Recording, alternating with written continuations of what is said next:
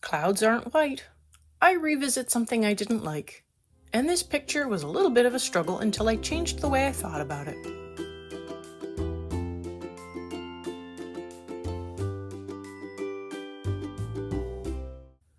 I'm starting with Sepia and doing my usual thing of trying to really block in the shadows on this whole page.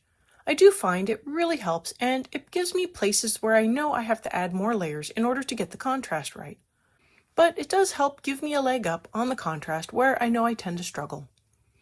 Hi everyone, welcome back, and if you're new here, welcome. I'm Catherine, the artist behind Bigelow Fine Arts. Today I'm working on the Philippine Eagle from Fragile World, working up the whole page.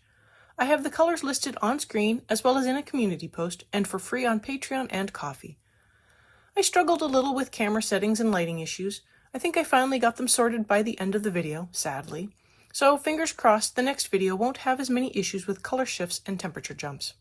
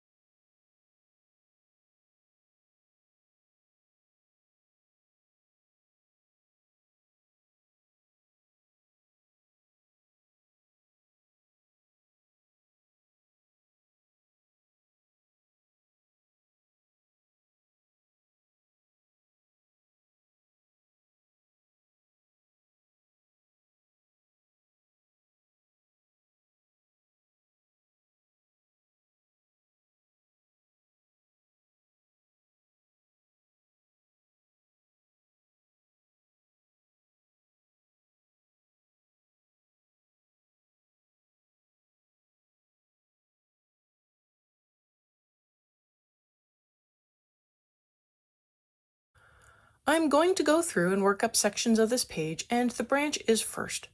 I will go through and build up the color, but what I really want to do is build up the shape of the branch. Yes, the branch can be treated as a cylinder, but the branch can undulate back and forth in space as well as up and down. So I want to find ways to make sure the branch doesn't just look like a piece of tubing hanging in a single plane within the page. I want to help it look like it moves forwards and backwards, and that is where being mindful of shading will really come into play. I do not simply shade the bottom of the branch and leave the top light. I follow the lines and take the shading up and around in some areas. This is a little more evident down near the feet where I have taken the shading over the top of the branch. As I go through, I will blend and shape the branch, sitting back and looking at it as a whole, as well as coming in close and picking at the fine details.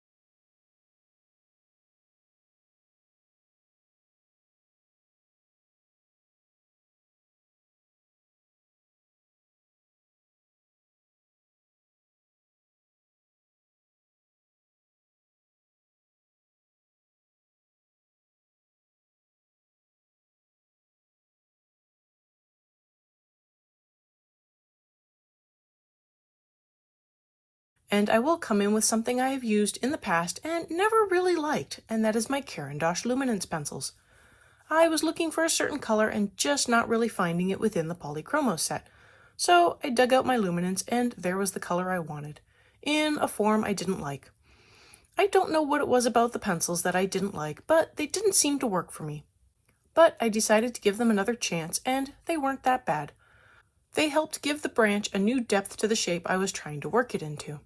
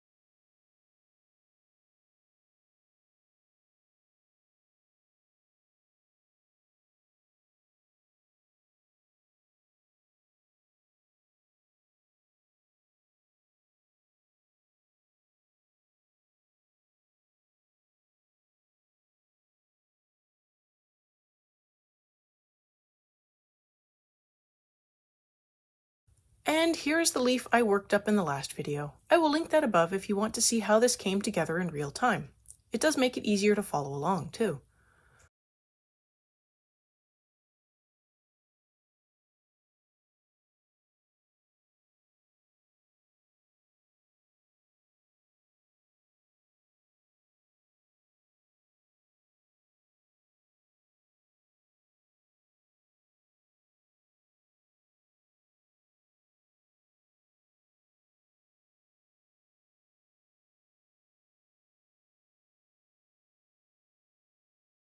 I tested out my colors and shaping on one leaf and took what I used and applied it to the remaining leaves on the page.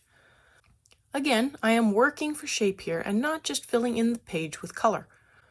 I want a leaf that appears to undulate, and each leaf moves in a different direction with its own shape, so each leaf will get its own care when I add in shading and shaping. As I went through and added in the shaping, I had a little trouble with determining a good way to place the highlight. The rib tended to go in one direction, while the edge of the leaf sometimes went in a completely different direction, and this would throw me off and give strange highlights. After a few struggles and a couple of erased areas, I finally managed to wrap my head around the shape I wanted compared to the shape drawn on the paper. And what worked best for me was to have the highlight follow the inner rib line of the leaf rather than the outer edge of the leaf.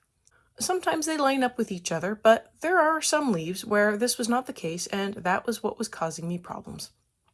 So if you find you are having the trouble I did with the highlight looking off for some reason, take a look at how the rib and outer edge lay and see if that helps. For these leaves, I wanted to have the rib form a small valley with the middle of each side rising up before falling back down. So the top of the leaf will remain a lighter color, but the lower areas of leaf will fall away in shadow. Now, obviously, this is not taking into account shadows being cast from other locations. The whole tree could be casting these leaves in shadows, but I am ignoring that and going only with what I see for this little glimpse into this world.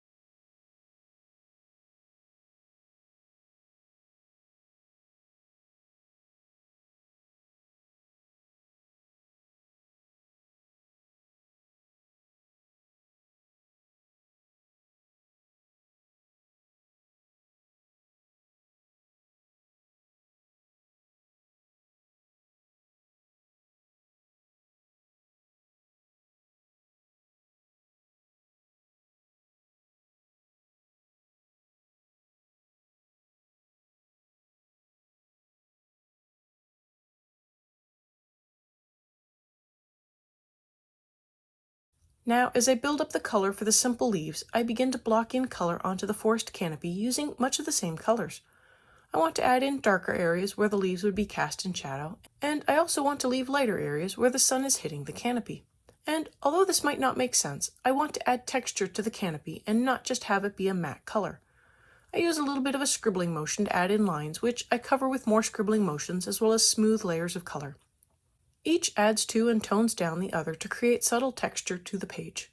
I am not being perfect with my coverage here. I am purposely being a little sloppy. I hope that makes more sense. I want to have those lines and areas where maybe I pressed a little too hard and left a darker mark that can't be covered. These are leaves, and they have dark areas and light areas in places I wouldn't think to put them. So sloppy texture adds to that subtle imperfection that best emulates nature's randomness.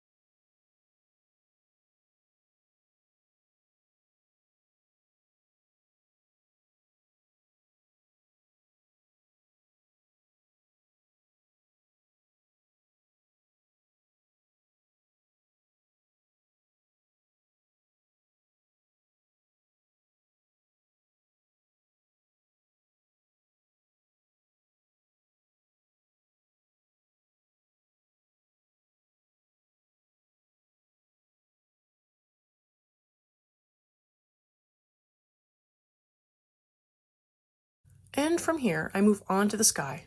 And since there are clouds in the sky, I decided to allow for some random lighter sections of sky to hint at more clouds further in the distance but less defined. So I watch how the color goes down on the paper, where I might have pressed harder or where I ended up with lighter layers, and I accentuate that, adding more to the darker areas and leaving the lighter areas alone. And I build up a slightly darker horizon line. And I think this is where I had a little trouble figuring out the picture in my mind. I made a decision to have the sky part of the background meet with the green part of the background.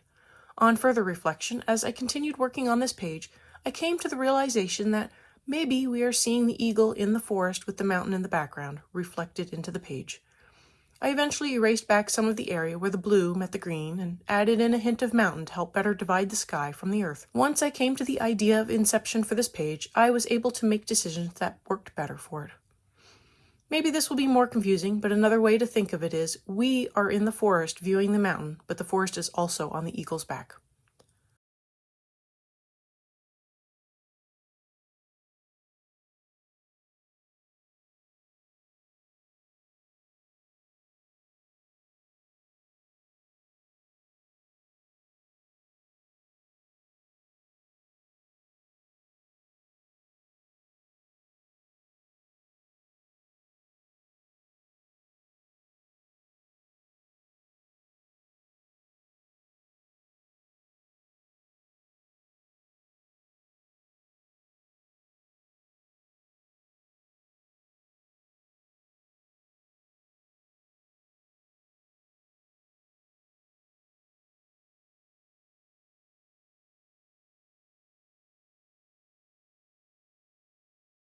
As I work up the background, especially the green lower part, I want to think of keeping the horizon lighter and making the foreground darker.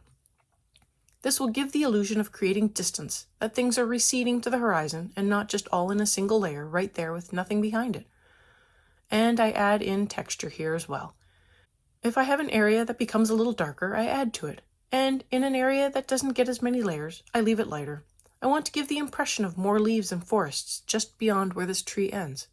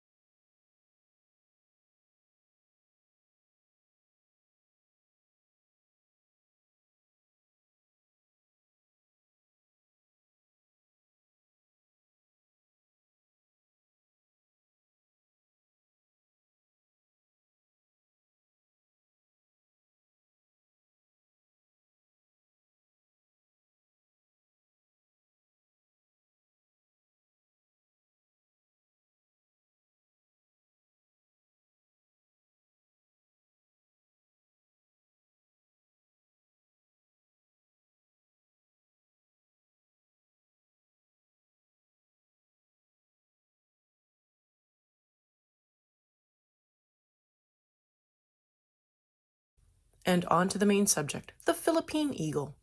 I give the bird a base layer of color, just something to get started. This isn't my final color, but just one of many layers of color that will go into building up shape, color, and texture.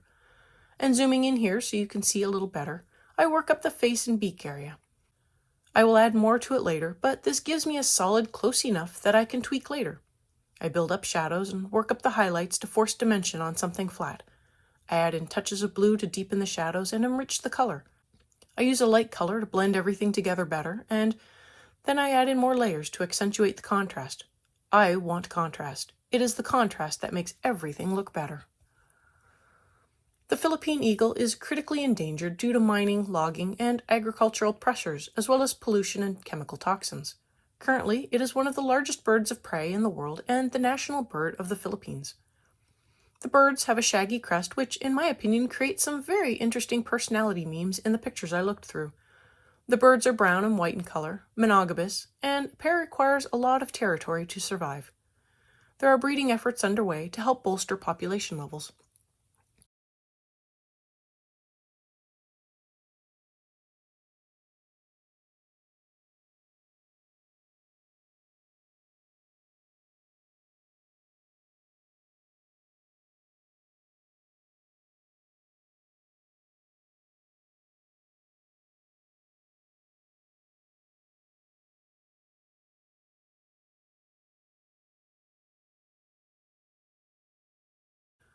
I need to build up shape and texture if I want this eagle to look right. I build up shadows under the wing and around the curve of the flight bone. The underside of the flight feathers have patterning on them, so I also want to make sure I incorporate that into the feather. I go through and add shadows under the various layers of feathers as well. This helps the layers stand out from each other and further defines the wings and feathers. Not too much. Interestingly, the feathers are lighter at the top and darker at the bottom, something I didn't notice initially. So I go through and darken the tips of many of the feathers.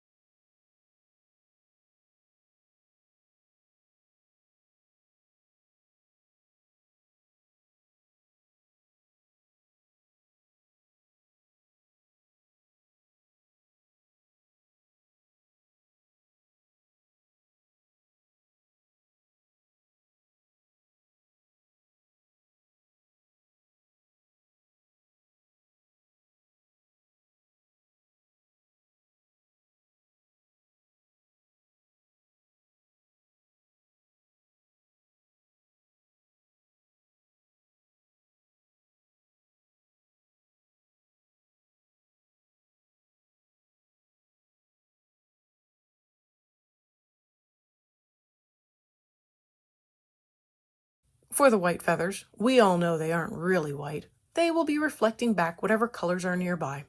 I begin with light layers, building up layers of light color to fill in the paper and also darker colors to add to the shading even more. And although it seems really strange, I add in a layer of green to the underneath to show the light reflected back from the leaves onto the underside of the bird. The white will pick up on that color much more than the darker feathers of the bird, so I add in a light layer and a little extra to the shadows, enough to show a hint of green, not enough to make the bird green. There is a difference. And I might not have added enough green, but I certainly didn't want to add too much either, so I erred on the side of caution. I do come back and build up more layers.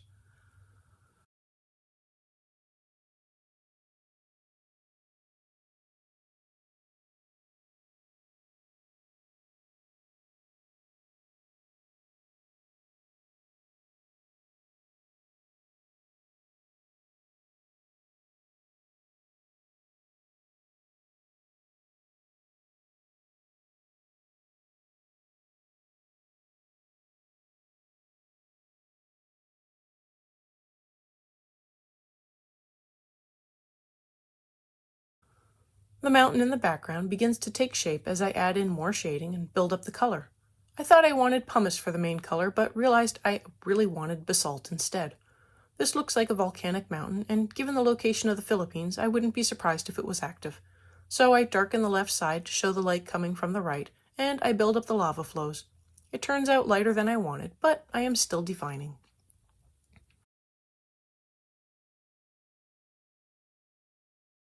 Other than the clouds, I switch to refining. I come through and build up contrast. I add in more layers to shadows and darken them more. I expand those shadows out a little more to even them out. I add in texture to the feathers on the legs, noticing they have a similar coloration to the crest. Light feathers with a darker stripe through the feather. So I add in some darker striping to the feathers and the legs. I shade the mountains more.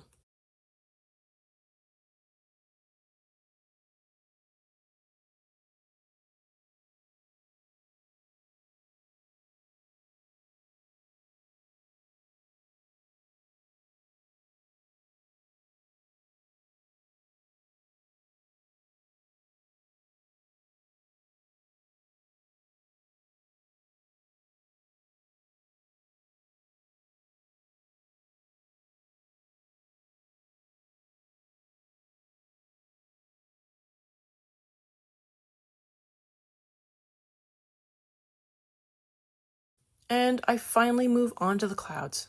Another thing that isn't white. I build shape with various shades of cold grays and blues.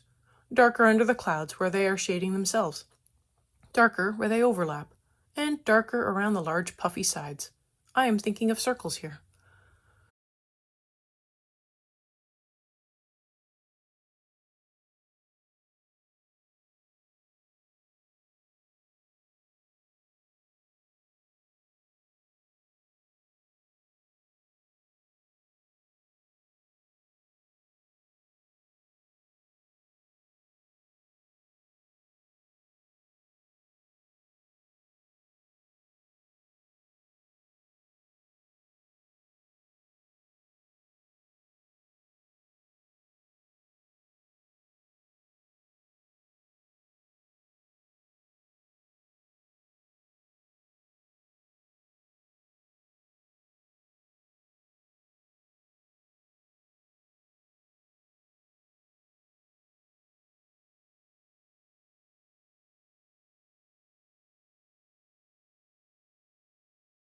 I go through and touch up now.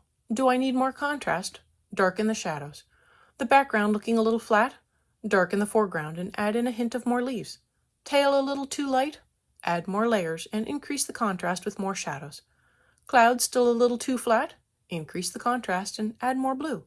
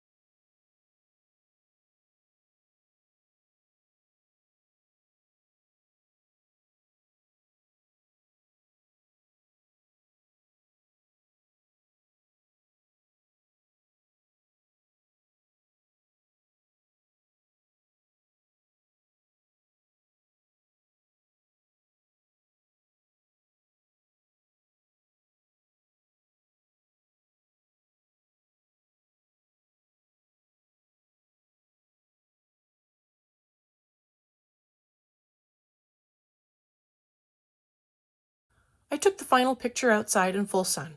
I don't think this is the best way to get a good picture, but the colors pop so much.